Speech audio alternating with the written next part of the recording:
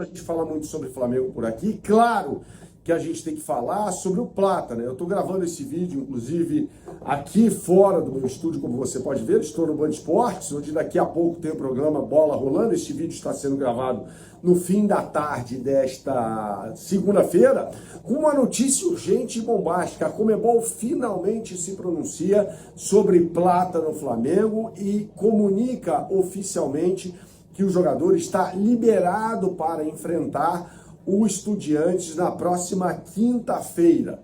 É o que faltava, é a peça no xadrez que faltava, diante de várias fake news, inclusive, criadas pela imprensa argentina e por páginas de torcedores, né? Uma coisa que não tem muita credibilidade, né? Do Estudiantes, de que não, o Estudiantes, imprensa também, né? Que o Estudiantes entraria com recurso contra o Flamengo na Conmebol se escalasse o Plata nessa partida.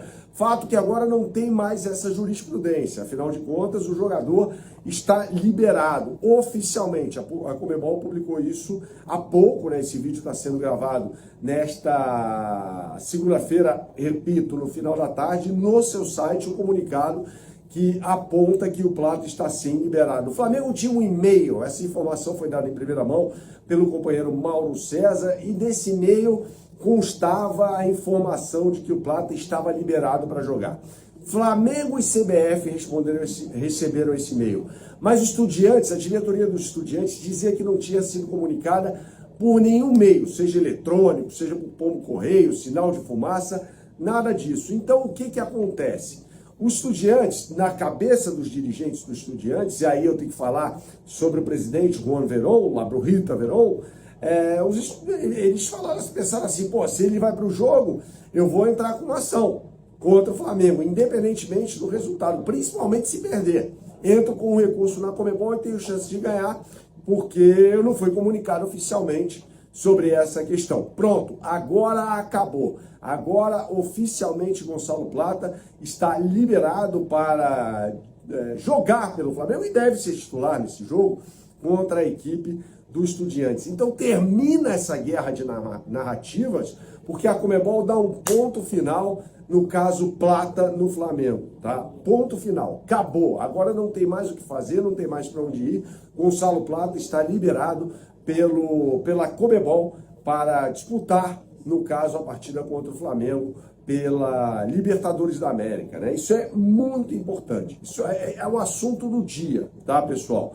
Porque havia não uma dúvida por parte do técnico Felipe Luiz, que inclusive foi questionado neste domingo, após o empate por 1-1 contra o Vasco da Gama. Ele recebeu um questionamento se contava com Plata para essa partida contra os Estudiantes, né? E aí ele falou que sim, que contava. Ou seja, já tinha chegado a ele a informação de que a diretoria do Flamengo tinha um documento em mãos que foi enviado por correio eletrônico, ou seja, por e-mail, pela Conmebol, com cópia para a CBF. Samir Chaldi, presidente da CBF, esteve com Alejandro Domingues na sexta-feira, dia seguinte àquela arbitragem canalha de Andrés Rojas no jogo entre Flamengo e Estudiantes, e corroborou o pedido do Flamengo, né? Falou, Conmebol, é o seguinte, tá claro que foi uma expulsão esdrúxula, ridícula, a do Plata na partida contra o Estudiantes, né, naquela quinta-feira, então retire o cartão vermelho, e a Conmebol retirou.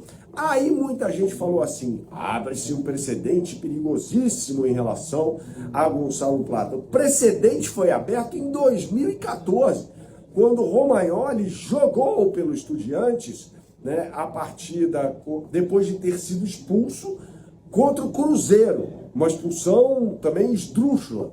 E aí a Conmebol, foi a primeira vez que a Conmebol reviu um cartão vermelho. Em 2018 aconteceu um lance ridículo também, numa partida entre Cruzeiro e Boca Juniors, né, uma cabeçada do Dedé. O Dedé vai de encontro ao goleiro do Boca, né, então tem ali um choque acidental e o Dedé acaba sendo expulso pelo árbitro, né? Na época foi uma comoção.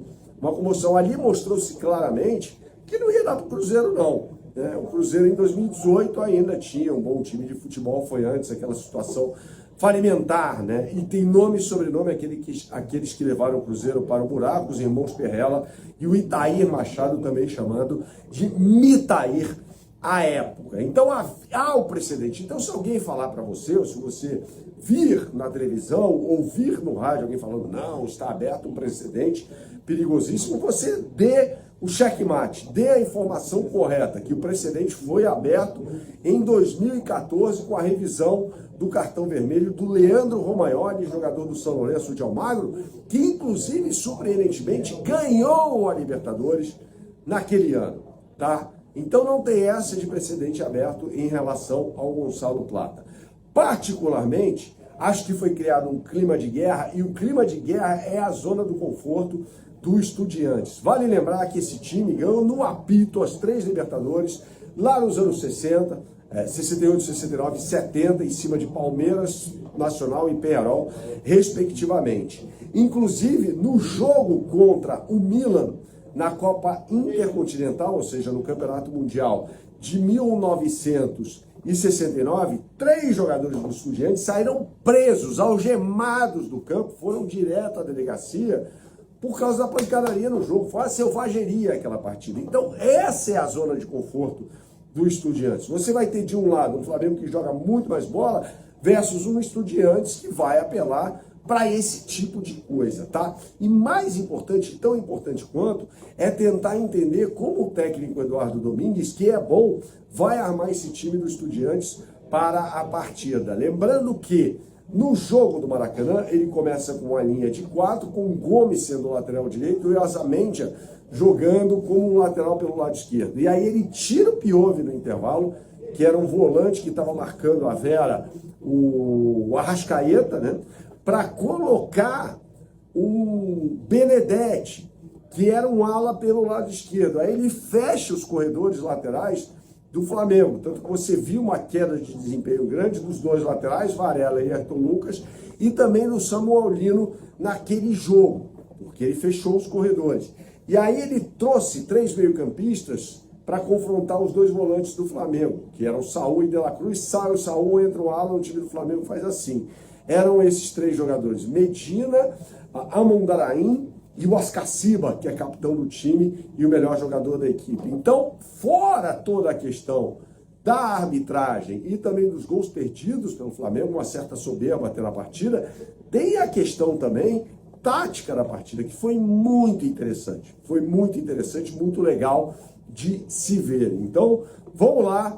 Tem muita coisa para acontecer no que diz respeito ao campo e bola, mas a grande notícia é essa, que a Conmebol finalmente interveio e colocou um ponto final no caso Plata. Saudações, até a próxima e tchau. Jorginho treinou normalmente entre os atletas ali, entre os jogadores do Flamengo, e deve ficar à disposição dessa partida diante da equipe do Estudiantes. Amanhã tem mais um treino aqui na cidade do Rio de Janeiro, às 9h30 da manhã, tá? No CT Ninho do Urubu.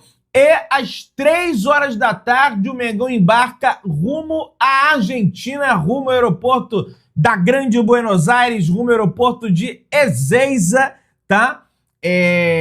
Chegando aí mais ou menos 6, 7, né? Geralmente são 3 horas de voo ali para você desembarcar na Argentina.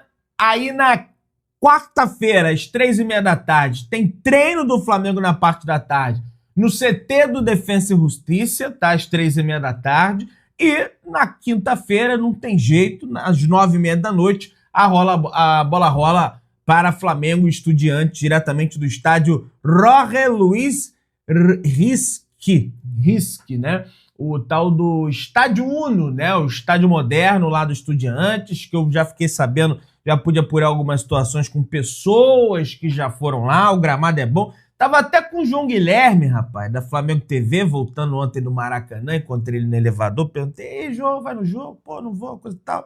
Ele falou, não, lá o estádio é bom, nós vamos passar, o gramado é bom, já estive lá, fique tranquilo, né? Ele me acalmando depois dessa atuação, fiquei bem nervoso após essa atuação do Flamengo de ontem, diante da equipe do Vasco. Vamos torcer, João, vai dar tudo certo pro nosso Flamengo aí nesse jogo lá no Estádio Uno, beleza? Daí na sexta-feira, após o jogo, independente do resultado, se o Flamengo passar, o Flamengo for eliminado, não vai dar tudo certo e nós vamos avançar. Às 10h30 da manhã, o Flamengo treina de novo normalmente no CT do Defensa e Justiça. Na sexta-feira, às 4h30 da tarde, o Flamengo viaja, né, um pouco depois do treino, almoço, enfim, descansa, aquela coisa toda, viaja para Guarulhos, Aeroporto Internacional de São Paulo, Guarulhos, e no sábado, às 10h30 da manhã, treina no CT do São Paulo, na Barra Funda, para no domingo, às 8h30 da noite, encarar o Corinthians na Neoquímica Arena. A partida essa válida pelo Campeonato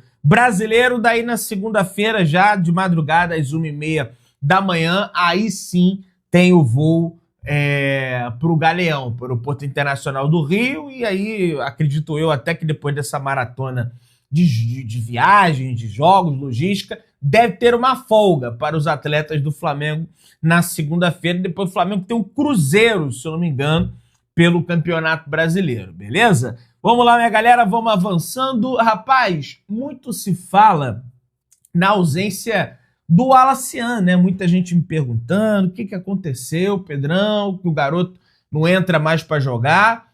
Pelo que eu pude contabilizar de minutos, ele só tem 24 minutos em campo nos últimos 9 jogos do Flamengo. O atacante, inclusive, publicou uma frase lá, processo. A Mônica Alves questionou algumas pessoas ali envolvidas na carreira do atleta e a pessoa falou, processo é de continuar treinando forte, tá? Somente isso. Sob o comando do Felipe Luiz, o Wallace ainda busca espaço no elenco rubro-negro, né? Enfim, vamos torcer para que dê tudo certo, essa situação do Flamengo melhore. Pessoal, finalmente a Conmebol fez o que dela se esperava, né? Para acabar com essa história da carochinha de especulação, de ficar falando, não, porque o Estudiantes vai entrar na justiça contra o Flamengo e coisa e tal. Pois é, a Conmebol soltou o tal do comunicado falando o seguinte, a Conmebol reconheceu o erro da expulsão do Gonçalo Plata do Flamengo no jogo de ida das quartas de final da Copa Libertadores da América. A segunda advertência foi considerada equivocada e, por regra, não pôde ser revista pelo VAR. Conmebol, só que aí dava para ser revista sim, porque bateu na mão do jogador do Estudiantes, então teria que ser retirado o cartão vermelho do Plata e ser marcado o pênalti para o Flamengo. Mas beleza. Beleza não, né? Com isso, a Conmebol anulou os efeitos da expulsão e liberou o atacante para a partida de volta contra a equipe do Estudiantes. E veja, gente, os argentinos, vou fazer uma análise aqui agora, tá? De forma nenhuma, eles estão com medo do Plata. A questão não, eles sabem que a Conmebol anulou o cartão. Mas foi bom a Conmebol soltar esse comunicado para evitar tititi, para evitar disse-me-disse, para evitar essa especulação que eles estavam fazendo na Argentina. Pois eu não acredito no Flamengo, eles estão inventando isso para botar o jogador dentro de campo, achando que o Flamengo é clube amador. Como se o Flamengo fosse fazer isso, né? Só que lá no fundo, lá no âmago, lá no íntimo desses jornalistas argentinos, desses torcedores do Estudiantes, desses dirigentes do Estudiantes, eles querem usar essa situação do Plata, porque assim, para que vai ter medo do Plata entrar em campo? É lógico que eu quero que o Plata jogue, mas o Plata é o que agora? O Plata é o Pelé? É o Messi? Nossa, o Plata vai jogar. O Plata é um excelentíssimo jogador, mas assim, não é o Maradona. Só que não é isso. Eles querem fazer um clima de nós contra eles. Eles querem virar a narrativa Eles foram beneficiados pela Conmebol.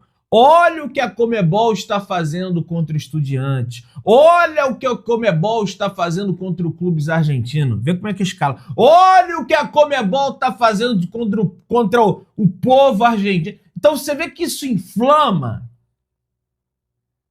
Você vê que isso inflama. Tá, vamos lá. Aí se cria todo um clima ali para esse jogo da quinta-feira, em função disso. Então é bem por aí também. Ainda bem que a Conmebol soltou a nota para não ter dúvidas, né? Não ficar só no e-mail, digamos assim. E boa parte por isso, a pressão do Flamengo também, que está sendo muito bem feito. Mas até que demorou. Tem que estar atento ao jogo de bastidor, sempre falo. O que está acontecendo ali? Se não, meu amigo, ó lá, o pessoal te passa a mão. Flamengo abre venda para ingressos para a partida diante da equipe do Corinthians às 4 horas da tarde na Neoquímica Arena. E, olha, eu achei até ok o valor, assim, tudo bem que é caro, eu sei que não é fácil, né? Para quem ganha um salário mínimo tem outras preocupações, tem filho, tem que pagar a escola do filho, ou então tem que pagar comida, eu entendo isso. Mas porque a gente vê aí pro futebol brasileiro, vai ser R$80 a inteira, tá? Do setor visitante, e R$40 a meia entrada, né? Eu gostaria que fosse 40 inteira e 20 a meia, né? Mas infelizmente, hoje no futebol brasileiro tem esse encarecimento, né, do valor dos ingressos. Sócios a partir da segunda-feira. A partir de hoje já pode adquirir o ingresso, inclusive às 4 horas da tarde. O público geral a partir da quarta-feira. Vai ser bem difícil, né? Vai ser bem difícil chegar ao público geral, porque é uma capacidade mínima ali, evidentemente, para o torcedor visitante. Apesar da venda ser feita no site do Flamengo, todos os torcedores visitantes precisam cadastrar a biometria facial no sistema do Corinthians para acessar a Neoquímica Arena. Poderia, né, no futuro, fazer esse compartilhamento, né, de sistema biométrico, né, com a evolução da tecnologia. Ficaria até para todo o território nacional, todo o sistema que se instalasse de biometria para entrada em estádio, facilitaria, né, bastante. Mas é só uma sugestão, não é nenhuma crítica. Eu sei que, enfim, é importante a biometria. A Confederação Brasileira de Futebol já trabalha com data para introduzir o fair play financeiro no Brasil, torcedor. Olha aí, a CBF vai avançando cada vez mais no projeto de implementar o fair play financeiro no futebol local. Reuniões já acontecem entre clubes e federações, além de consultores da ideia, como César Grafietti. A proposta, porém, ainda precisa ser definida os tópicos que serão apresentados. Essa apresentação, vital para a aprovação do projeto, está prevista para o final desse ano, torcedor. Segundo o GE, o palco do evento será o Summit CBF Academy, em São Paulo, no dia 26 de novembro. Dia 27 é a final da Libertadores, né? Ou é dia 29, né? Pô, se for dia 27 a final da Libertadores, vai ser uma brincadeira, né?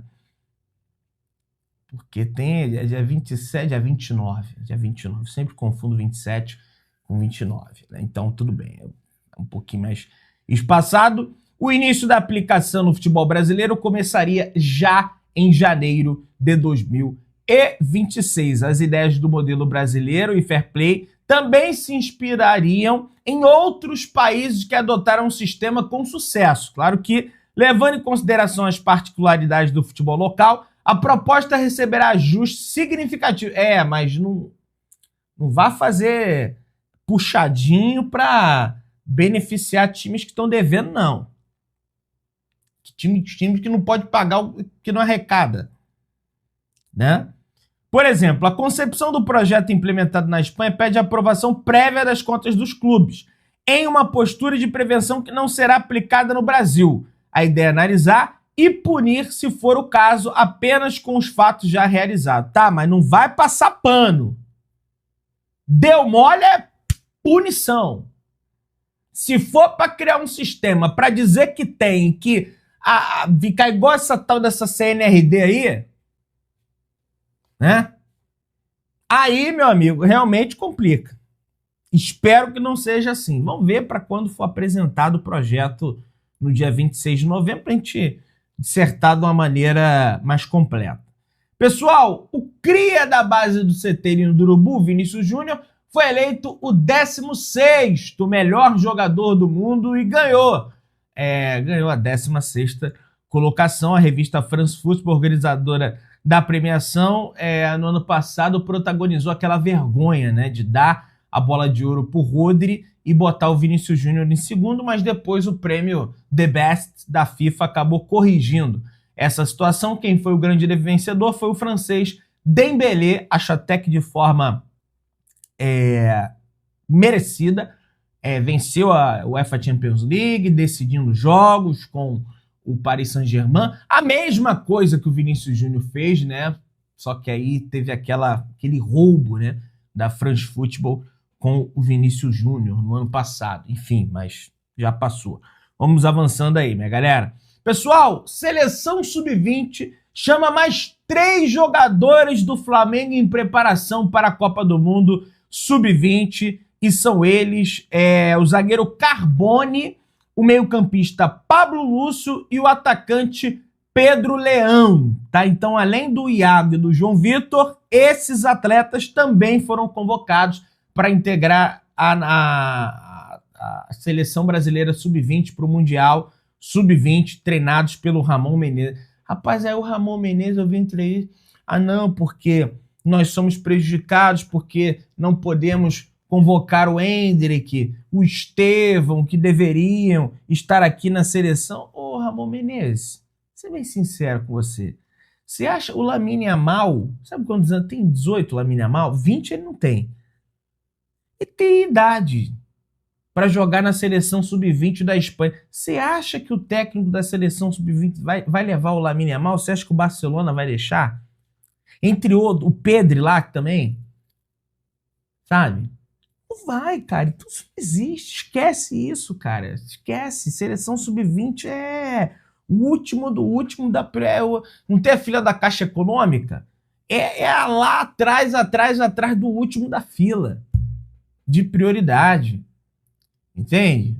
Aliás, falando de prioridade, falando de Campeonato Brasileiro agora, o Flamengo avançando para as semifinais da Copa Libertadores, as datas são jogo da ida, dia 22 de outubro, jogo da volta, dia 29 de outubro. E aí, fica aqui um questionamento em relação a isso. Por quê? Flamengo e Palmeiras no Maracanã é dia 19. O bom disso é que o Palmeiras deve avançar do River Plate, eu vou torcer contra, né? Mas deve avançar do River Plate, vai ter esse mesmo problema, né? Vai ter esse mesmo problema, vai ter que segurar jogador lá. Mas aí cabe ao Flamengo também, avançando pelo Estudiantes, resolver a parada no primeiro jogo, coisa que não fez contra o Inter, coisa que não fez contra o Estudiantes. Tudo bem, teve uma contribuição tremenda da arbitragem, mas também o Flamengo, a gente não pode deixar de mostrar o Flamengo. Vai ter que fazer contra o Racing ou o Vélez. Ao que tudo indica, o Racing vai passar porque venceu fora de casa, mas futebol a gente sabe como é. E outra coisa, até agora não foi marcado o jogo do Flamengo contra o Sport, já marcou o jogo do Palmeiras contra o Juventude, já marcou o jogo do Mirassol contra o Botafogo, já até jogou. O do Fluminense estão marcando aí, e o do Flamengo até agora não marcou. Estão achando que o Flamengo vão esperar, olha isso. Eles vão esperar, ver se o Flamengo vai cair na Libertadores, para aí sim marcar esse jogo. Tá? Mas aí, Pedrão, vai ter que marcar para data FIFA, coisa. Mas não tem mais data agora, e o Flamengo não vai cair, pô. O Flamengo não vai cair. Nós vamos avançar e nós vamos ganhar esse troço aí. Nós vamos estar lá em Lima, contra o Palmeiras, muito provavelmente. Né? Enfim, e segue a contagem. 7 pênaltis marcados por Palmeiras no Campeonato Brasileiro. E se você pegar desses 7, uns 6 é duvidoso. Tá? Uns 6 pênaltis são duvidosos.